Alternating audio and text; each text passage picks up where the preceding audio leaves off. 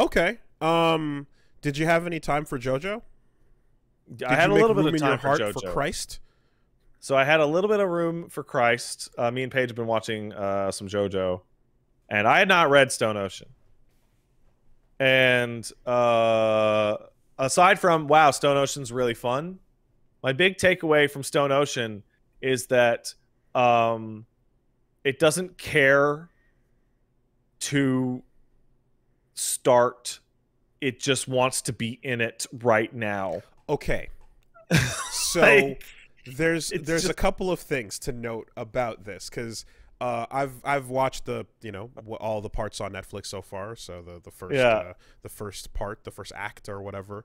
And well, so one thing right away about the anime, which is interesting, is I've never seen a show annihilate the bit rate of Netflix as hard as the intro to Stone Ocean does. Doesn't like it. It dies for the first 15 seconds every single time you click play. The colors flashing, the smooth, like everything moving. The particle effects, the textures cannot handle it doesn't like it. Cannot handle it. And like no matter how many times I try to like preload it or get it jump back to get it better, it's like it won't do it. It just won't. So that's a David Production pushing Netflix to its limits. When it comes to what you noticed about the pace, and this is, I had to double check this because watching it, I was like, holy fuck, we're moving. And I knew that this was a long part that would take some time, but I couldn't believe how insanely fast they decided to go with everything. And hey, you're in jail. Okay, who cares? Get in the jail. Stand battle. Go. Yeah. Go. And I remember certain parts being like, hold on a minute. A new character got introduced. They had at least a half second to establish some rapport before the next fucking action sequence took place. And here it was like 10 seconds apart. So we hit a part where there's one of the encounters that involves a game of catch, and I went back and I was just going through the manga because I was remembering things that I'm like, hold, like they're not cutting. It didn't feel like they were cutting content. It just felt like it was moving quickly. And when I went back to read it, well, one, the pace of reading something slows down, obviously, right? It's whatever you want it to be. But two, they totally did cut out some lines, There was some stuff that like they didn't like. So there's little parts where like some prison guard is talking shit, and he talks shit for a couple extra panels, and it adds a little bit of like I guess, I don't know, like starch, a little bit of rice to the plate. You know what I mean? A little and what we're left with when you kind of take some of that away is just like, well, we're getting to the meat and it's nonstop meat, but god damn, it doesn't take a break for a second. You don't get a chance to breathe. It's so condensed. And when we look back and go like, okay, how many chapters do they have to move through? What is the number of episodes that they're allowed to make? You're like, oh god, I get it. They don't have time to waste, right? They're doing their best. But they're crushing through. Like, I did some quick math, and they're crushing through about 6 chapters per episode. Which... Isn't that high? That's Is insane. it usually 2 to 3? Yes. In some cases, you can do 1 chapter for half an episode, right? Some stand battles are, like 3 chapters or so. Like, it's not that big a deal. In this particular instance, I looked back and I saw that, like, by the time we were on, I think it was episode 6 represented chapter, like, 33. And I'm like, holy fuck, that explains it. That's why it feels so absolutely fucking breakneck, is because, yeah, by the time you're halfway through that you're on the 6th episode, which is fast watching. You're like, oh, you can just sit there, pop, pop, pop, pop, pop, and that's the equivalent of reading 33 chapters into fucking Stone Ocean. So it's great. This is great. Who needs to read? It's really good, but you definitely don't get some of the like breather time. And in some cases it means that like someone who suddenly is like an ally is now like your fucking blood brother, ride or die, S-Link 1, I will take a mortal blow for you. And it's like, well, we had a little bit more time to like get to know each other before it went that extreme. But here, bim bam boom, what's up? Okay, rolling, and I will jump in front of the bullet. So I think we got to 5, and the thing that stood out very strongly to me was that in Phantom Blood, encounters are measured in years and then days, right? In Battle Tendency, it's days. In Part 3, Stardust Crusaders, it's days. In Part 4, it's days. In Part 5, it's 16-hour chunks. In Part 6, from the first to the second fight, I can't tell if it was more than like 3 hours. And Jolene is getting like slightly injured in every encounter, but by the time we get to the next encounter, which might be the same day, her injuries are now to be ignored. It's just, I mean, so there's a chapter, or not a chapter, but like there's a point during during these episodes where the action takes place in 20 minutes, right? 20 minutes to do something. There's a time limit. Yeah. And you end up watching that over the course of course, anime time. It slows it the fuck down. But when you're reading those 20 minutes, it was like an entire volume. And maybe 2, so it's you're gonna just look at like, well, anyway, I don't want to say much about like how much to expect and stuff in terms of like where this is gonna go and blah, blah, blah, blah. But I guess I'm just like, I'm looking at it and I'm thinking, even though they have the ability, because JoJo is fucking, it was the big #1 Netflix recommendation. It's like, it is here, it's popular, it's huge, it was the #1 entertainment tab on Twitter when it launched. It has properly arrived in the mainstream, and people are paying attention to it. I guess they just kind of looked at it and went like, guys, we don't ever want to do what we did for Stardust Crusaders again and go 2 full seasons. That was weird. It looks like they just want to keep every part to 1 contained season, and if they can keep it like on the short side, even if the size and the pacing would breathe easier with that length, they're not doing it again. They did it for Part 3, and then they went, yeah, fuck this. From now on, we're crushing it in. I don't mind because the manga's still there. It is. Like, this gives me a good reason to just go ahead and, after I watch the anime, just go watch the manga and have the music and animation in my head. Yeah, you just don't want to miss out on things. And so far, nothing has been missed out on that's like essential or like really, that makes it inferior in any way. You just have to be okay with breakneck pace.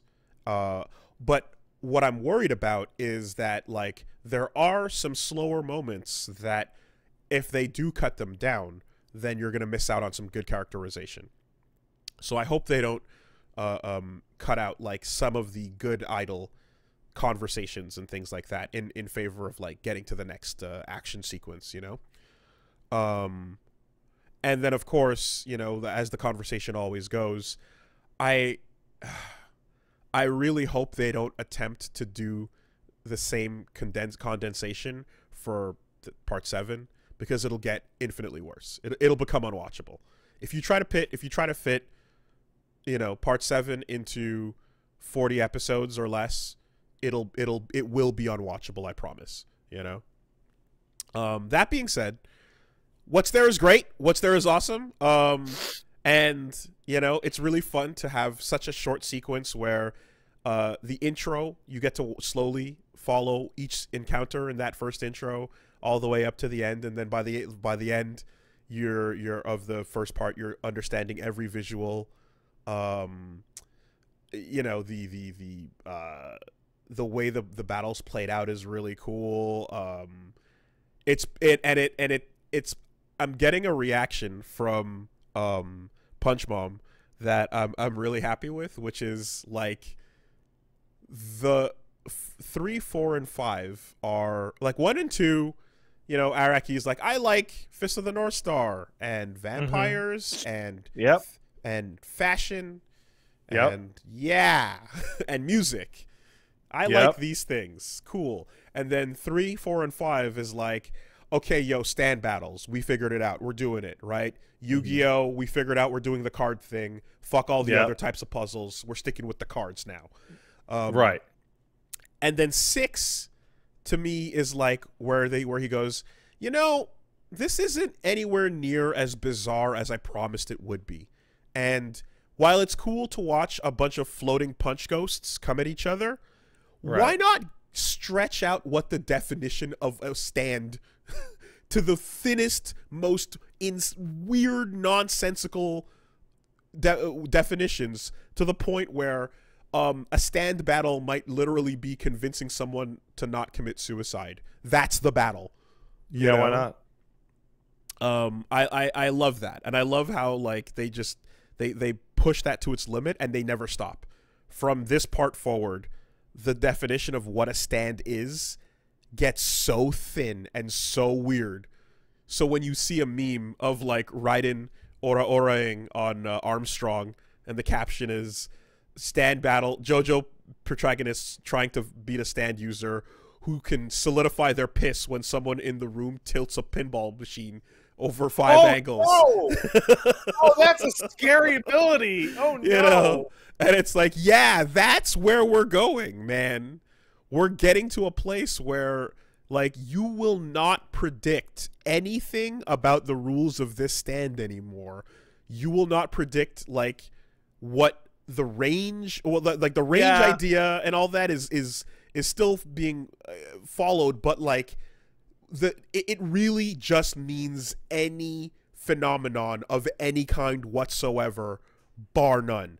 I think we got to have a great moment as a couple, genuinely watching, I'm going to say episodes 3, 4, and 5, everything that takes place inside the visitor room, right? Because that's a good example, because it's like layers upon layers of fucking nonsense going on in that encounter. And I was confidently watching it and going, oh, I wonder how they're going to get out of this jam.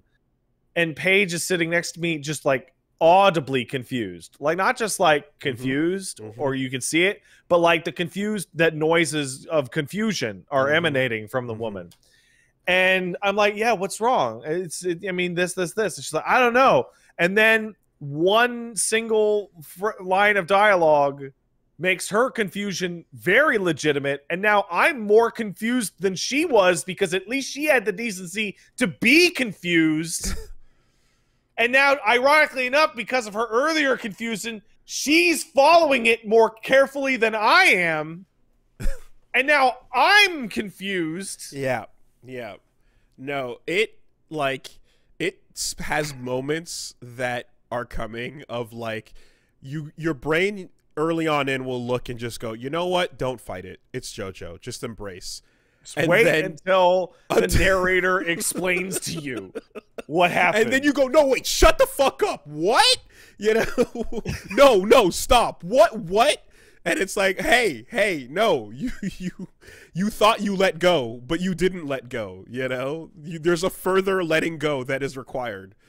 Yeah. And then there's stuff where just like the rules of the world are what you're questioning. You're not questioning the stand even and like what's happening in the battle or the enemy. You're questioning the rules of this world, you know?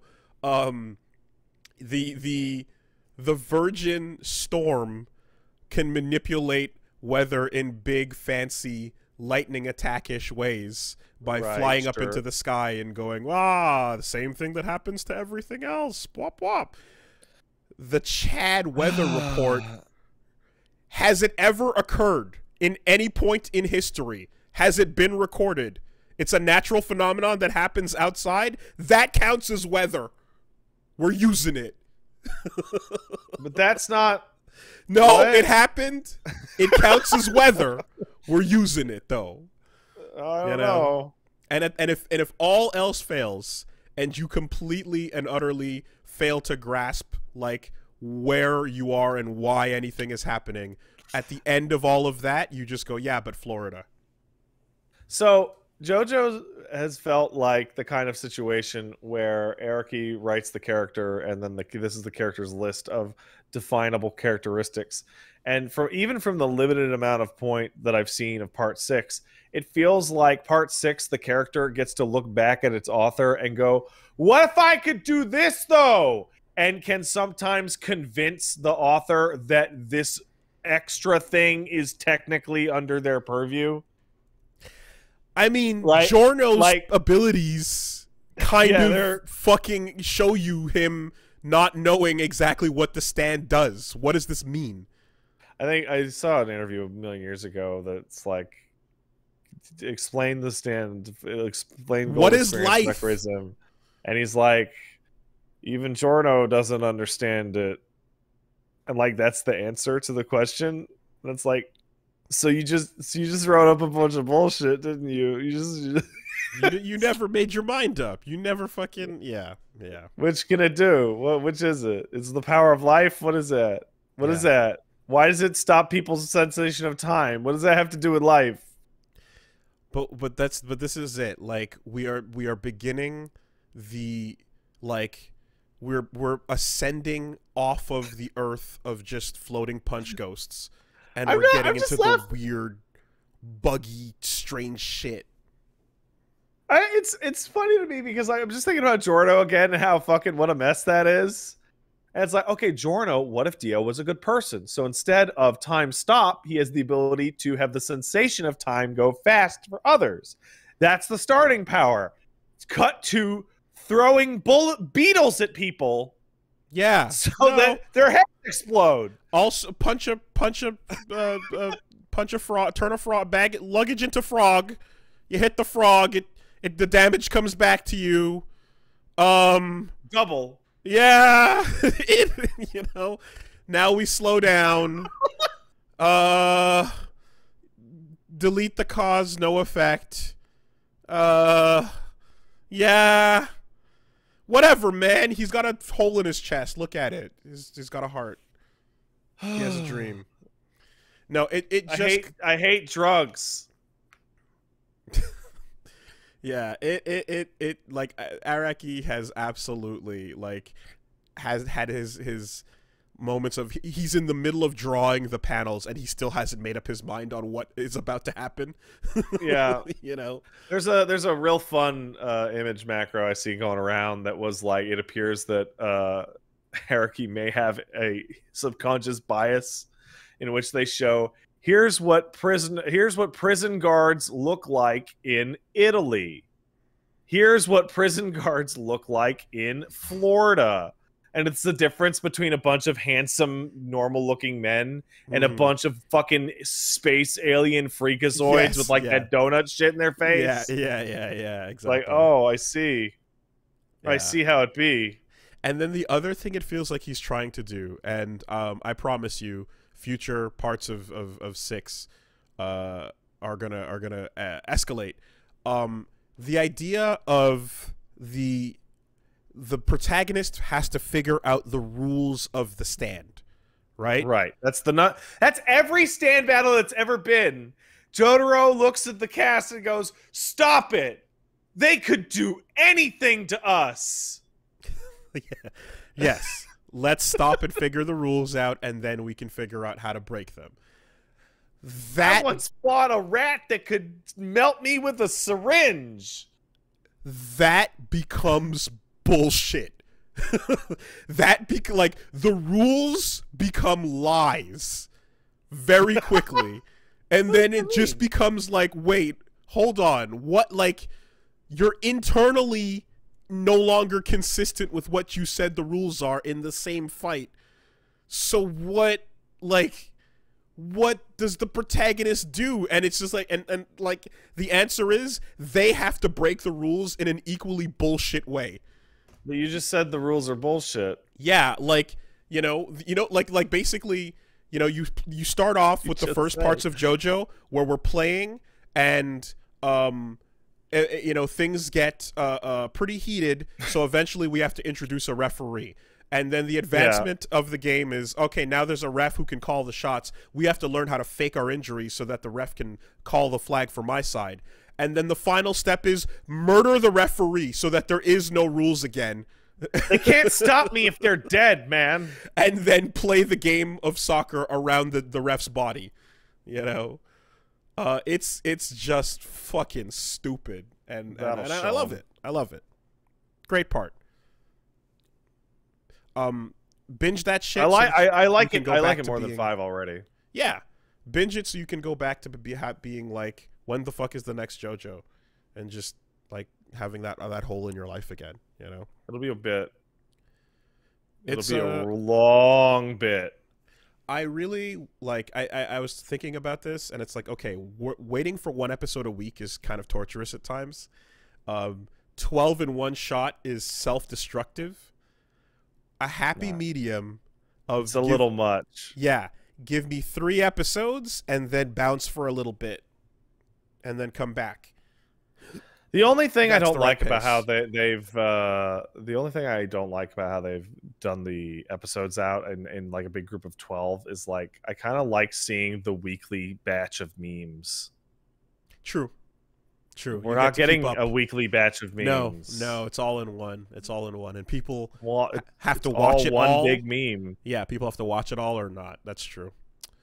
Yeah. So there you go. And I mean, and obviously, just shout out to everyone for doing the right thing and getting Kira to fucking for real.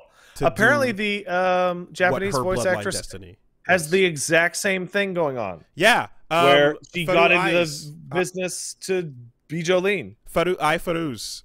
She literally, started, we talked about this when she got announced, started this entire business with the goal of JoJo, because like that was her inspiration. Incredible story. Really fun stuff. So the casting across the board, just wonderful. Super happy about all of that. And I talked about the Japanese Nolan North and Troy Baker equivalent as well, and like that worked out.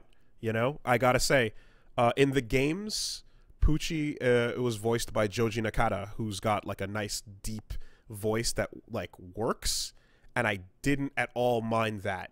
But this version of it works totally good too.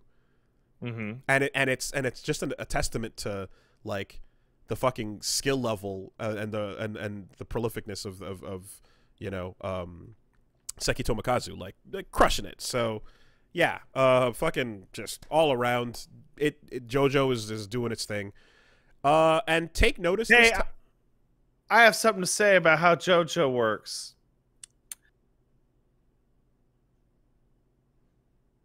Part skippers are scum. I'm just gonna say it. That's my opinion. Sure. I'm not gatekeeping. It's free. It's right there on the same service. Yeah. Also, perfect opportunity to write an article to get everybody to quote tweet it, to build up attention currency. Like what is everyone talking about, and what will get everyone the most heated? What take about what anime will get everyone to quote tweet me today? All right. this looks like a good one. Let's go write that article. Let's make the not inflammatory enough. Let's change it. Let's really, really tweak the. I don't think anybody is going to get anything as like absolutely unhingedly maddening as the Jeff Thu JoJo read order. I think that Jeff does really good videos. Particularly, I love his JoJo part outs, the intro stuff. But his like read / watch order was like that of an insane unhinged maniac.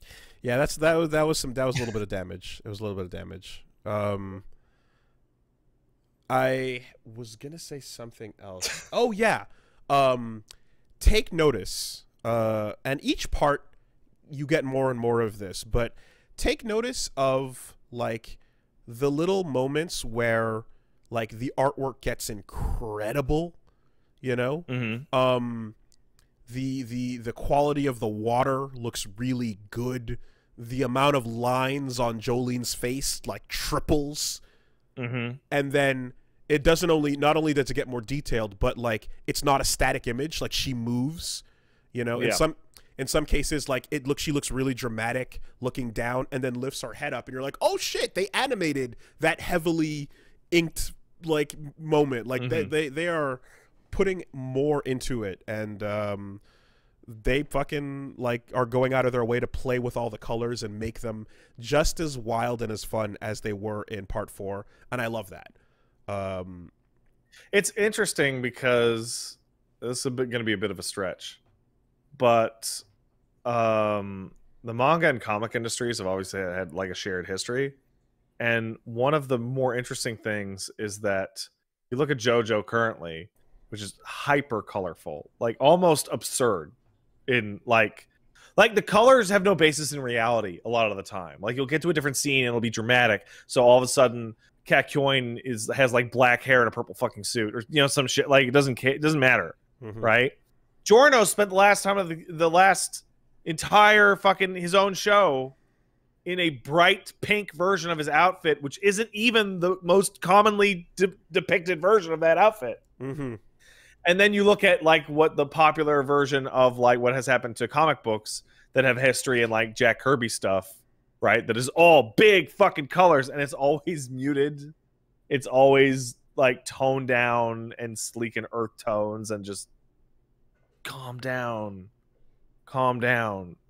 It's one of the things that I think about because I played the Guardians of the Galaxy game relatively recently, and it makes me think of like how much better Gamora's design is in that than in the films. Oh yeah, because she's allowed to have loud contrasting colors. Yeah. No, like what Jolene hair color do you want? Which you'll get them all by the end of the show, I'm sure. Let's just fucking rotate it on an episode by episode basis. Is she dyeing her hair? No. Shut up. The world is just interesting. Leave it alone. Yeah. Fucking awesome shit on that. I don't think anybody saw or knew what to expect of the ending theme, and it's a song from 2008 from an artist that I completely have never heard of, and it's nice. It's nice. It's unfortunate. I guess it's it's not anything fun or particularly like pop of the era that the series came from, but it's fine. It's nice. The waves crashing against the shore, the ocean, and the stone. It's nice for now. Yes. Please look forward. It may become more interesting in the future. Well, that's the thing is like I think each part you're gonna get your new intro, and then I assume we're gonna get like probably 3. And then the third one is going to have 2 variations, if they're doing things, doing things right. I don't even know anything about part 6, and I'm watching the intro to part 6, and I'm like, there's a lot going on in this thing. Yeah. Like when she walks towards the bars, the spectral background is the fucking place that Jotaro beat Dio in his intro. And she Like- does her own stand up from the Yeah. space, exactly, from the space behind them, you know, and then the legacy she- all goes inside she- the star shape, which becomes the tattoo. And she goes to leave, but the bars are there. It's not prison. It's the legacy. She's trapped she's in trapped. there with That, their you know, bullshit. and then he's standing behind them, ignoring her because he's too busy looking at a dolphin. I feel like if I was in charge of like any part of anything to do with part 6, I would like have a moment where Jotaro's just reading like a girly magazine, and then he puts it down and you see that it was not a girly magazine. It was a girly magazine cover over like Marine dolphin biology. facts. Yes, And yes. just like Totally. and just you know, I'm sure somebody is way smarter and better at editing than me, because I'm thinking of the episode in 3 where there's a flashback where Jotaro and the wife are fighting, right? And I'm just imagining the wife going, "How could you leave?" And just Jotaro's response is just covered by that fucking public domain flipper dolphin noise. Yeah, my version of that would be Jotaro's dead serious, but there's just different pins of starfishes and octopus and you know, and various sea life that appear on his hat that change And every time. Every time it cuts, they're either in different positions or there's new ones. Yes, And you're that's like, it. wait, are you using Star Platinum to time stop and add more fish pins to your hat, Jotaro? Shut up. Yada. Don't fucking leave me alone. Shut up. That's how you do it. Where inside this man was this love for sea life? Well, you clearly ignored the anchor that he wore on his fashionable student clothing, which now right there. And he's an adult man who still has to wear student clothing because he's just uncomfortable in anything else. Hey, Jotaro, why don't you take off that fucking hat? And he's like, I can't. It's fused to my head. No, I don't know where my hair starts and the hat begins. And Weather Report is like, me too! Is it my hair? Is it a hat? Who the fuck knows? It's great. It's great. I love tripling down on, not only does Araki refuse to elaborate on the hat. Here's more confusion. Yeah. And we've seen him take the hat off, so we know that Jotaro can take the hat off and have a normal-ass hair. There is a human Darby the underneath Gamer. the hat. But then he puts it back on and it still makes no sense. It just doesn't. Anyway. Don't worry about it. It's Lean into not it. important. Yeah. It's okay. Hair will continue to make no sense in this franchise. And I love it.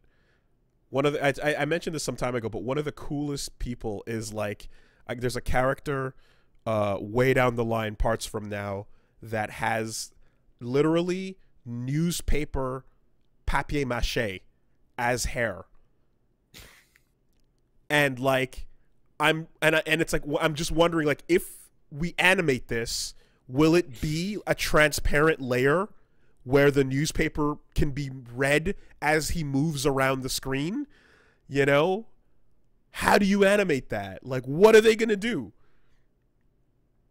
They literally just went, yeah, fuck it, for this guy's hairstyle, grab a newspaper and put that over the dot tone and just etch that in. It's madness.